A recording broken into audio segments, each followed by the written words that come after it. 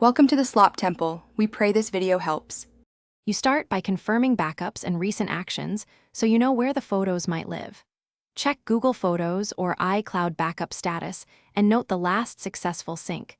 Once done, open the gallery trash or bin because most systems keep deleted items for 30-60 days. Make sure to stop adding new files or large downloads to the device.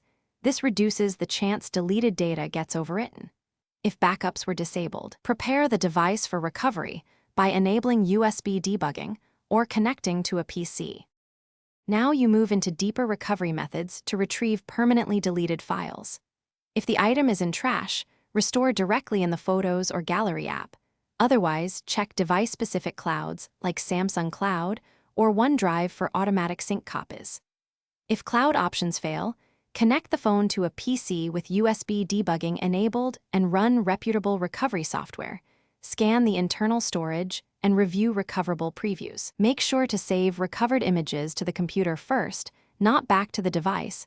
To avoid conflict, finish by transferring the recovered photos back into your gallery and verifying dates, names, and resolution so nothing's corrupted. If images show but thumbnails are missing or metadata is wrong, clear the gallery app cache or force a media database rebuild.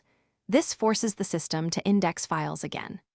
If recovery failed or files are corrupted, make sure you stopped using the device immediately. Then run a different recovery tool or contact a data recovery specialist as a last resort. Changing tools can find files a single scanner missed. Thanks for watching. Consider subscribing if we helped you.